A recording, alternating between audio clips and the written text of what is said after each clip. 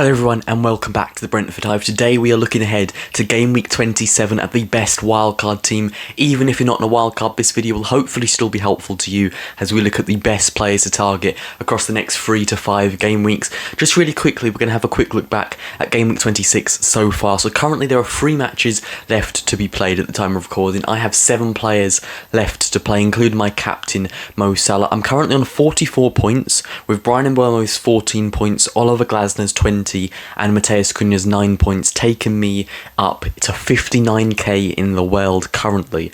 My main threats are Daniel Muno, who's already played, unfortunately he hauled, Rodgers and Watkins.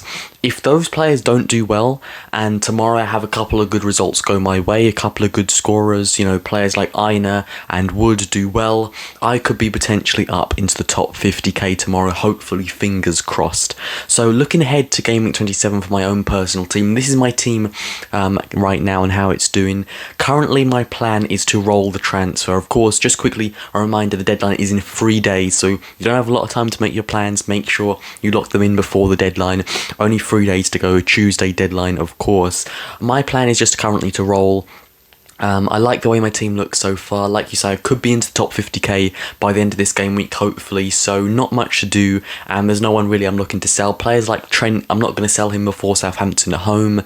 Someone like Lewis Hall I could potentially sell, but there's no one really I like in that defensive role except for potentially Daniel Muno, and I'm not going to obviously buy him in ahead of the blank game week because the whole point is to sell Hall because of the blank game week, so replacing him with someone who also blanks, not the best move. Potentially I could do Lewis Hall to Ryan Ait-Nouri. That's a move that I'm weighing up, but right now I'm probably just going to roll, but obviously we'll see what happens nearer to the deadline.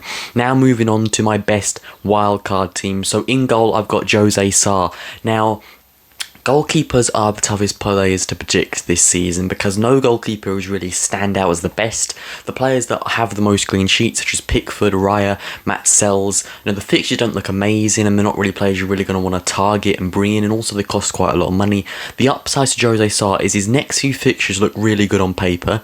He's only 4.3 million and he's had 2 clean sheets in his last 3 matches, back-to-back 7-point returns. Not back-to-back, but 2 7-point returns in his last 3 matches, so really good performance from him, and he's someone that I would be looking to target.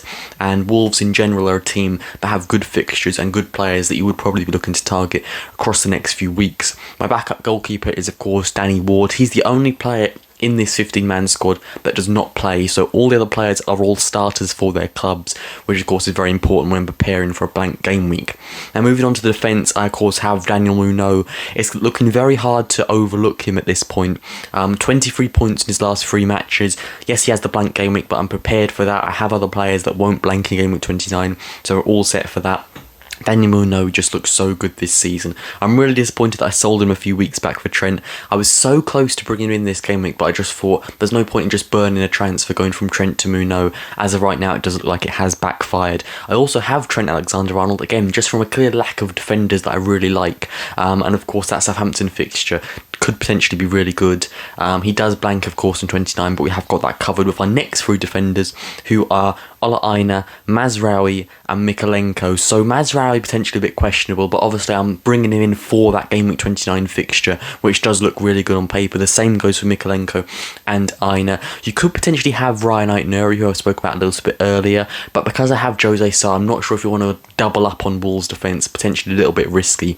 I don't mind having an Ait-Nouri over a Mazraoui, but I think that team does look pretty good in the defensive areas. Moving on to the midfield, we have Mo Salah, of course. He's the final player in this team that will be blanking in game week 29. Everyone else will be starting. We also have Cole Palmer, of course. Those 2 fixtures against Southampton and Leicester back-to-back are too good to ignore. I think you have to have him for those 2.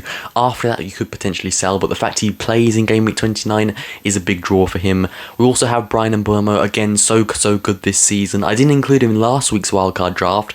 I had Sharda over him in order to finance Erling Haaland, but because Haaland is now potentially injured, of course, Mbeumo comes back in, especially off the back of his haul. He has been a bit quiet the last few weeks, but against Leicester, he got those 14 points, which are really important for a lot of managers, and quite a lot of managers captained him well, so fair play if you were one of those.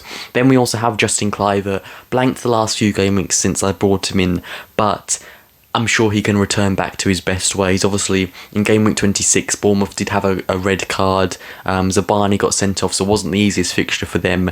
But Justin Kluivert, I still think, is a player you're going to want in your team. And then the final player is Karel Matoma. Brighton's fixtures don't look the best going forward, but he's in such good form. Brighton are looking so good.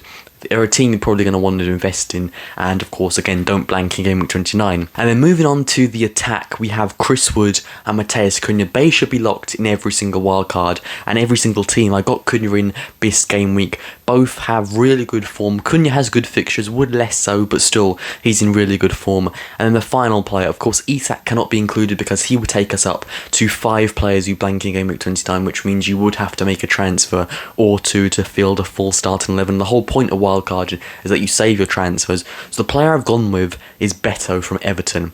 Only cost 5 million. Since David Moyes has come in, he's taken a new lease of life. He's scoring pretty much every game. I think he could be a great punt for the next few game weeks, and Everton looking pretty good form. So that is the team I've gone with. Like I said, the only change I'll probably make is Mazraoui out for Ryan Nuri. But I think that just depends if you want to go triple Wolves and double Wolves defence or not. If you're fine with doing that, that's the move I'd make. But otherwise, I think this is the best wildcard for the next few game weeks going forward. Could also bring you into a pretty nice bench boost in a couple of game weeks time, depending on what your transfer strategy and chip strategy is. But either way, that's it for this video. Thank you guys for watching. Until next time, Hive out.